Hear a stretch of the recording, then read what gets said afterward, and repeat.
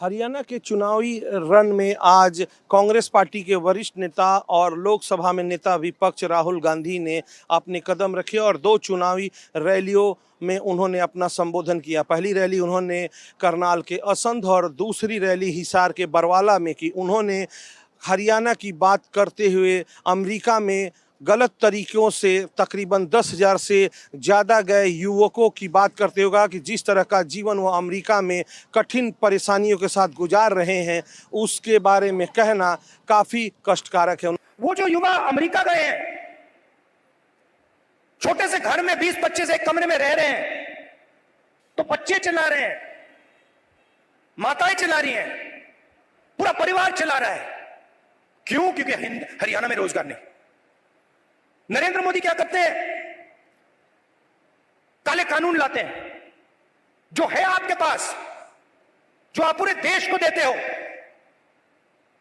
वो भी छीनने की कोशिश कर रहे हैं। उन्होंने कहा हरियाणा के लोग बदलाव की जो मांग कर रहे हैं और हरियाणा में जो कांग्रेस के कार्यकर्ता हैं वो टाइगर की तरह हैं और एक साथ इतने झुंड में वो इस रैली में आए हैं, तो उन्होंने उनसे आह्वान किया कि वो हरियाणा में जाएं और सभी जो उनके प्रत्याशी हैं उनको जिताकर विधानसभा भेजें ताकि हरियाणा में बदलाव हो सके। हरियाणा के असंध से कैमरामैन स्वास्थ्य के साथ ओम प्रकाश राय, भारत एक्सप्रेस।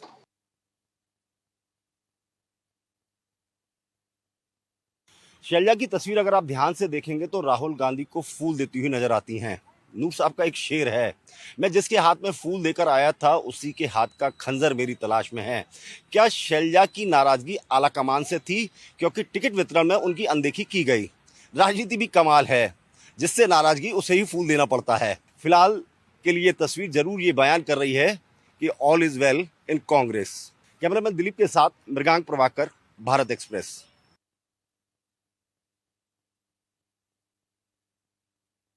मुंबई की लोअर कोर्ट ने शिवसेना उद्धव ठाकरे ग्रुप के राज्यसभा सांसद संजय राउत को दोषी करार दिया है।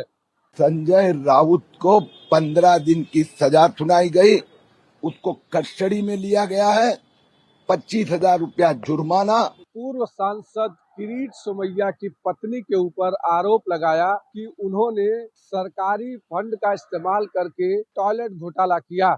हालांकि संजय राउत इस कोर्ट के फैसले को हाई कोर्ट में चुनौती देंगे। ये क्या हिंदुस्तान की चीफ जस्टिस है क्या? ये पूरी न्याय व्यवस्था का संघीकरण हो गया है। लेकिन किरीट सोमैया और उनकी पत्नी मेघा सोमैया लगातार कह रही हैं कि अगर वो इस तरीके से फिर से उन्होंने किया तो उनके खिलाफ फिर केस फाइल करने के लिए वो तैयार हैं। अब मुझे क्या, मैं संजय राउत को चैलेंज करता हूँ, कल जाके आरोप करे वो हमारे परिवार के किसी भी सदस्य में हिम्मत है तो करके दिखाए। वीडियो जर्नलिस्ट घनश्याम के साथ अभिषेक पांडे, भारत एक्सप्रेस, मुंबई।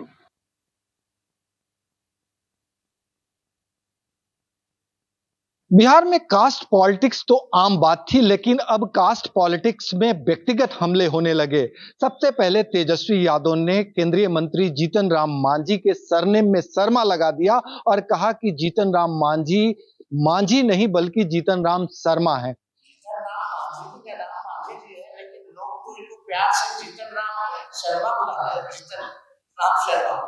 इसी का जवाब जीतन राम मांझी ने दिया और साफ तौर पे तेजस्वी से कहा कि आप अपने पिता से पूछिए कि आपके पिता यादव हैं या नहीं है।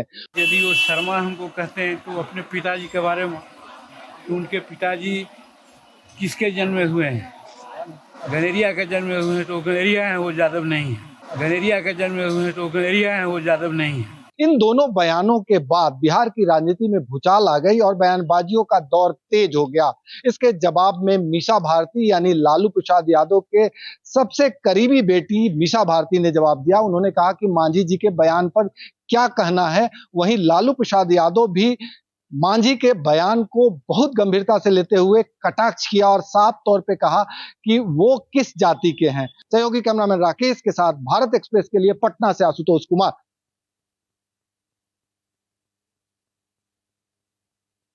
इंदौर शहर और पूरे ज़िले में नशे का कारोबार काफ़ी फूल रहा है। पुलिस कई मर्तबा कार्रवाई भी कर रही है, लेकिन आरोपी हैं कि पुलिस को तो डाल डाल में पात पात का खेल खिला रहे हैं। अभी तक लोग कपड़ों में, मोबाइल में, लैपटॉप में, जूतों में छुपा कर नशे का सामान लाया करते थे, लेकिन इस बार तो एम्बुलेंस में छुपा करके उड़ीसा से गांजा इंदौर तक पहुंच गया और रास्ते में किसी ने चेक भी नहीं किया, क्योंकि सामान एम्बुलेंस में लाया जा रहा था। एम्बुलेंस के लिए देश में अलग तरह के नियम है, जिसे रोकने पर जुर्माना भी है और सजा भी है, जिसके चलते कोई एम्बुलेंस को रोकने का प्रयास नहीं करता है और इसी का फायदा आरोपियों ने उठाया और नशा इंदौर तक पहुंच गया। इंदौर ग्रामीण पुलिस को सूचना थी कि नशे का सामान एम्बुलेंस लाया जा रहा है, इसी के चलते उन्होंने एम्बुलेंस की चेकिंग की और उसमें 138 किलो गांजा जब्त किया है। 2 आरोपियों को भी पकड़ा है और इसकी कीमत लगभग 40 लाख रुपए बताई जा रही है। एम्बुलेंस में 2 लोग उड़ीसा से एम्बुलेंस लेकर आ रहे थे और एम्बुलेंस का जो नंबर था वो आंध्र प्रदेश का था। उसमें 138 किलोग्राम जो है वो गांजा लगभग 40 लाख की कीमत का उन लोगों ने रखा हुआ था पैकेट्स बनाकर, और पुलिस ने दोनों को गिरफ्तार किया है। आगे उनसे पूछताछ की जा रही है। कैमरामैन इमरान खान के साथ जय व्यास, भारत एक्सप्रेस, इंदौर।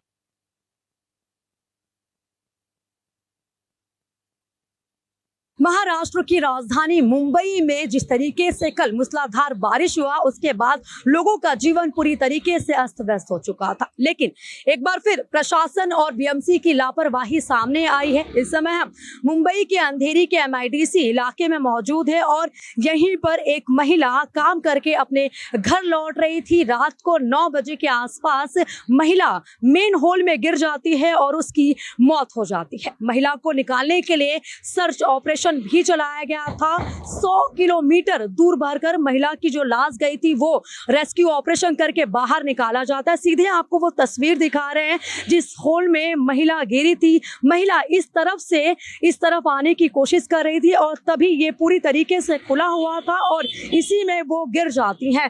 जब बीएमसी को इस बात की पता चलती है तब वो यहाँ पर आकर रेस्क्यू ऑपरेशन चलाते हैं और महिला को बाहर निकालते हैं और कूपर अस्पताल लेकर जाते हैं, जहाँ पर डॉक्टर उन्हें मृत घोषित कर देता है।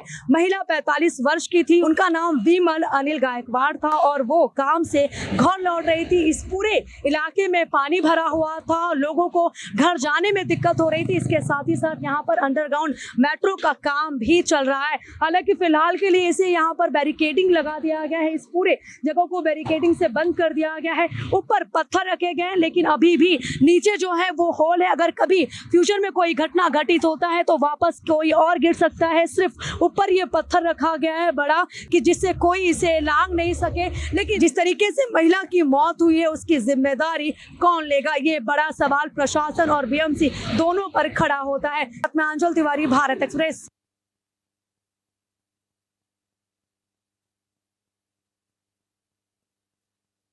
गुजरात के दाहोद में 6 साल की एक स्कूली छात्रा की बलात्कार के बाद हत्या कर दी गई और इस केस में जो आरोपी है वह खुद स्कूल का प्रिंसिपल है। इस घटना के सामने आने के बाद पुलिस ने आरोपी को गिरफ्तार कर लिया है, लेकिन अब इस मामले में राज्य में राजनीति शुरू हो गई है। आज राज्य में कांग्रेस पार्टी ने इसको लेकर विरोध प्रदर्शन किया। अहमदाबाद के कांग्रेस कार्यालय से लेकर पालड़ी टागोर हाल तक इन्होंने विरोध प्रदर्शन किया और कांग्रेस ने इंसाफ की मांग की। कांग्रेस ने कहा है कि राज्य की सत्ताधारी पार्टी को सत्ता में रहने का कोई अधिकार नहीं है, क्योंकि पिछले 1 साल में राज्य में बलात्कार और हत्या की वारदातों में इजाफा हुआ है। राज्य की सरकार पूरी तरीके से फेल है और बलात्कार और हत्या की घटनाएं लगातार सामने आ रही है। कांग्रेस पार्टी की अगुवाई में आज एक विरोध प्रदर्शन हुआ जो शहर के टागोर पालड़ी हाल पर पहुंचा और इस आंदोलन की अगुवाई खुद कांग्रेस के अध्यक्ष शक्ति सिंह गोहिल कर रहे थे। बड़ी भारी संख्या में उनके साथ कांग्रेस के कार्यकर्ताओं और महिलाओं ने इस घटना का व्यापक विरोध किया।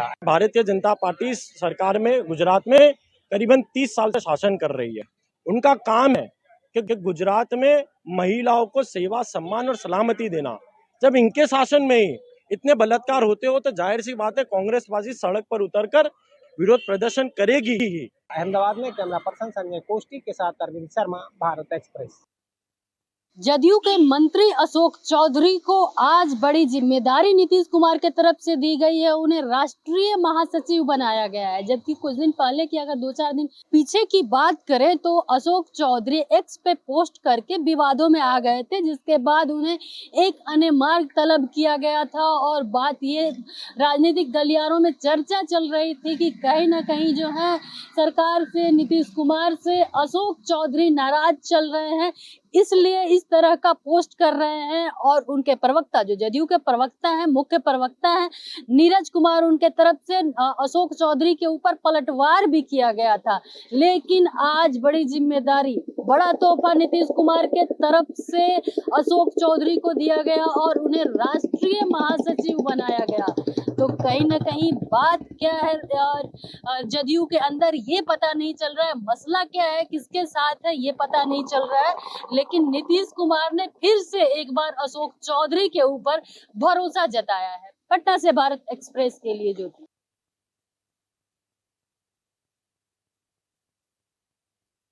वाराणसी में मच्छर जनित रोगों, खासतौर से डेंगू की रोकथाम के लिए डोर टू डोर सर्वे किया जा रहा है। वाराणसी में शहर से लेकर गांव तक डोर टू डोर सर्वे कर लार्वा का पता लगाया जा रहा है। लार्वा की खोज के साथ ही एंटी लार्वा का छिड़काव करने के लिए नगर निगम, स्वास्थ्य विभाग, मलेरिया विभाग व जिला पंचायत की टीम लगी हुई है, जो घर घर जाकर लार्वा के सोर्सेस का पता कर रही है। जल स्रोत में जहां लार्वा पाए जा रहे हैं वहां पर एंटी लार्वा का छिड़काव किया जा रहा है। बीते दिनों वाराणसी में लगातार डेंगू की मरीजों की संख्या में बढ़ोतरी हो रही है। ऐसे में प्रशासन ने अब एहतियात बरतना शुरू कर दिया है और डेंगू की रोकथाम के लिए एंटी लार्वा के छिड़काव की प्रक्रिया तेज कर दी गई है। ब्रीडिंग मशीन के द्वारा एंटी लार्वा की छिड़काव की जा रही है। वही ऐसी जगह जहां पर मच्छर पनपने के चांसेस ज्यादा होते हैं वहां पर एंटी लार्वा का छिड़काव किया जा रहा है। इसके साथ ही प्रशासन ने एक नई तकनीक का इजाद किया है, जिसके जरिए जल स्रोतों पे लार्वा को पनपने से रोकने के लिए ऑयल बॉल तकनीक का इस्तेमाल किया जा रहा है। इसमें ऑयल बॉल बना बनाकर जल स्रोतों में डाला जा रहा है, जिसकी वजह से वहां पर लार्वा न पनपे और जो भी लार्वा हो वहां वो नष्ट हो जाए। स्वास्थ्य मंत्रालय की गाइडलाइन के अनुसार वाराणसी में डेंगू मरीज के इलाजों की व्यवस्था के लिए यहाँ पर गाइडलाइन जारी किया गया है। तो ऐसे में कह सकते हैं कि डेंगू मरीजों के इलाज की मुकम्मल व्यवस्था के साथ ही निजी चिकित्सालयों की भी मॉनिटरिंग की जा रही है। वाराणसी से सौरभ अग्रवाल, भारत एक्सप्रेस।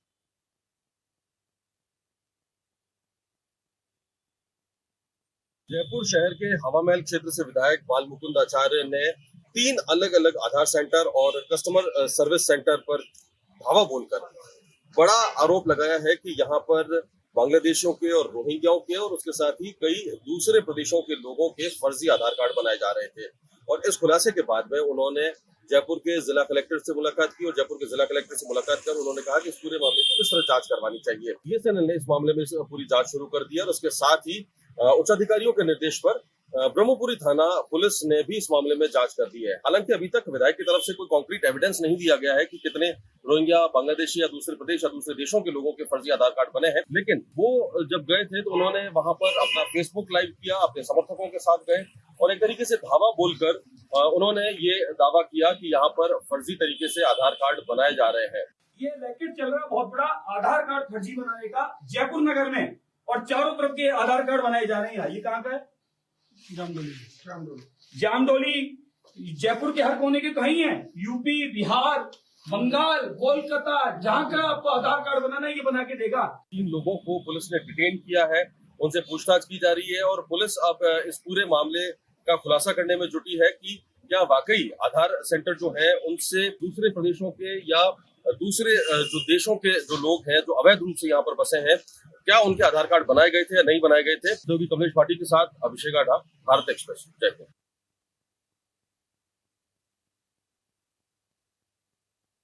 पिछले 22 जून को वाराणसी चंदौली के बॉर्डर पर देर रात वाराणसी के स्वर्ण व्यवसायी के संग 42,50,000 रुपए की लूट हुई थी।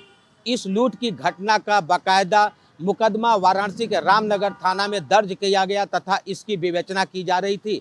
विवेचना के दौरान इस लूट का मास्टरमाइंड कोई लुटेरा नहीं बल्कि वाराणसी पुलिस का सब इंस्पेक्टर ही निकला। जब जांच किया गया तो वाराणसी में तत्कालीन नदेसर चौकी इंचार्ज सूर्य प्रकाश पांडे तथा इसके 4 सहयोगी इस पूरी घटना में संलिप्त पाए गए तथा mastermind sub inspector Surya Prakash Pandey निकला, जिस पर वाराणसी की पुलिस ने इसको गिरफ्तार कर जेल भेज दिया। लेकिन वाराणसी पुलिस की लचर पैरवी के कारण पिछले 12 सितंबर को यह हाईकोर्ट से जमानत पर रिहा होकर के बाहर आ गया। इस पर वाराणसी पुलिस कमिश्नर मोहित अग्रवाल काफी नाराज दिखे तथा पुनः इस मामले की विवेचना करा रहे थे। आज इस विवेचना के क्रम में सब इंस्पेक्टर सूर्य प्रकाश पांडे पर गैंगस्टर एक्ट के तहत कार्रवाई करते हुए आज पुनः उसको जेल भेज दिया।